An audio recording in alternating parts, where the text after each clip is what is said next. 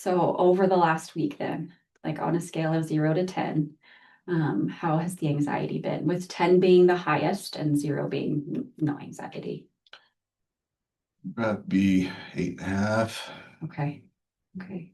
And how have the flashbacks been? Any dreams? Tell me about any situations that have come up this week.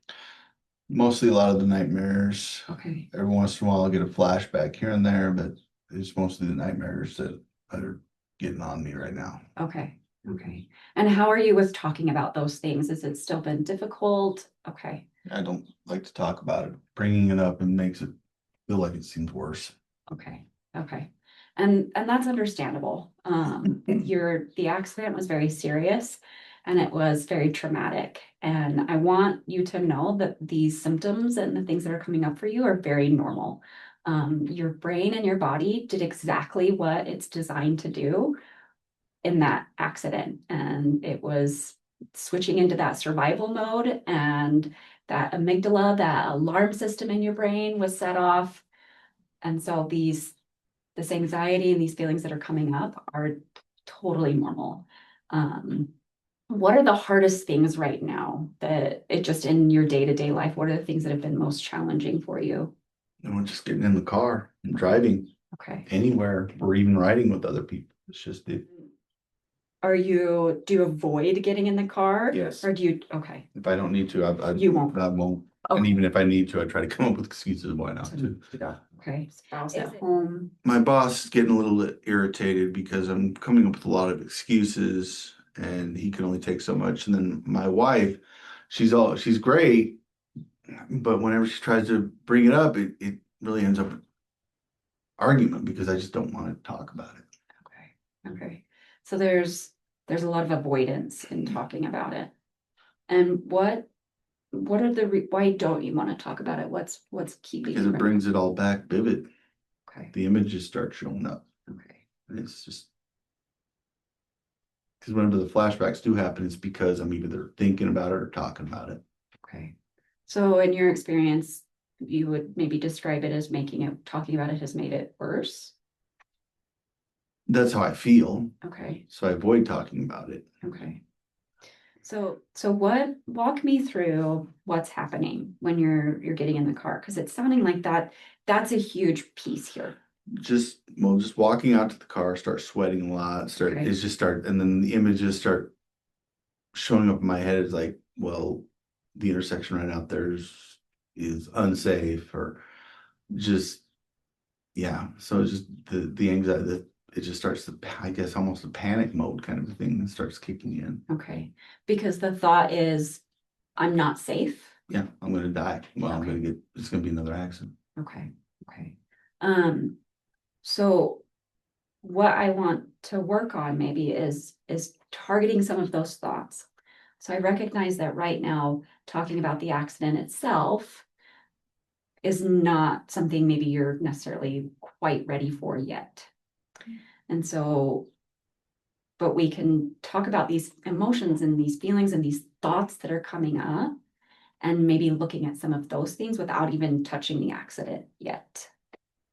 And there are ways that we can manage some of those things that are coming up.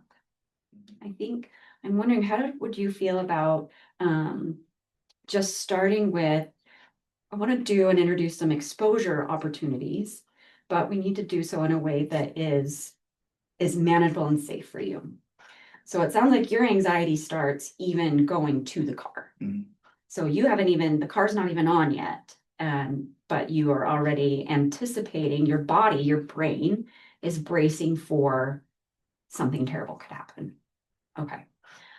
So what's happening is you're going out to the car and you're anticipating this, the potential coulds, this could happen, or the what ifs. And so that what I would like to do is to bring you back to just right now and in the present, and finding safety or a sense of safety in the moment. There are a couple of grounding exercises that I just want to introduce, and you decide if one sounds more appealing than the other. So as you mentioned, there are breathing exercises that you can do that just help you focus on the breath and the thoughts will come and you acknowledge them as they come, but you bring your focus and awareness back to your breathing. And the other grounding exercise is a 5-4-3-2-1. And this is 5 things that you can see in your environment, 4 things that you can touch or that you can feel, 3 things that you can hear, 2 things that you can smell, and 1 thing that you can taste. And you kind of walk through the senses and you just become aware of what's happening right now. Do either of those exercises sound appealing or like something you think you could do? 5, 4, 3, 2, 1. Okay. Would you be open to trying that exercise right now? Sure. Okay.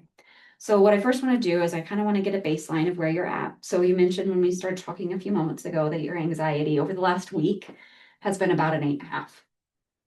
Can you tell me where it is like in this moment right now, sitting with me? Sitting with you right now is probably an 8, even 8.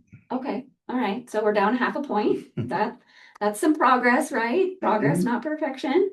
All right, so we'll go through this exercise and then I kind of want you to tell me if you feel any kind of reduction in that anxiety, even if it's 0.5 point. So just kind of sitting and just being aware of where you're at in the office here. Can you tell me what are 5 things that you can see? The lamp, the cabinets, computer, Okay. suckers on your desk, and that little plastic plant thing. Okay, it is a plastic plant. Okay, what about 4 things that you can feel with body sensations or The floor underneath me, okay, my pants, the shirt, my hair. okay. All right. What about what 3 things can you hear? Hear creaking every once in a while. You talking, Okay. myself talking. Okay. And what about 2 things that you can smell? Your air freshener, Okay. um, my shirt. Okay. All right. And then something that you can taste or the sensation kind of in your mouth. Just my saliva. Okay. How does that feel? Brings you back to the present. Yeah. Feel good. Okay. Maybe 7. Okay. All right. 1 point down. So how would you feel about incorporating an exercise like that when you're going to get into the car? Great. If I can just remember, write it down. 5, 4, 3, 2, 1, whatever they are. Yeah. I would like to encourage and invite you to try that exercise a few times this week, just getting in the car. Don't plan on going anywhere.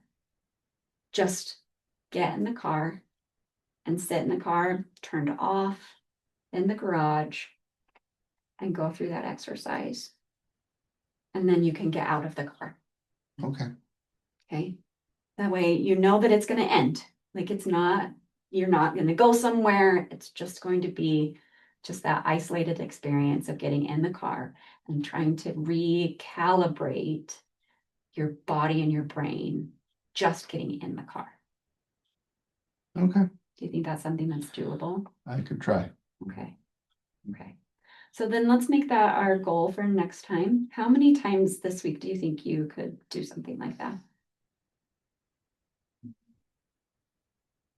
Maybe 3. 3 times. I think that's good.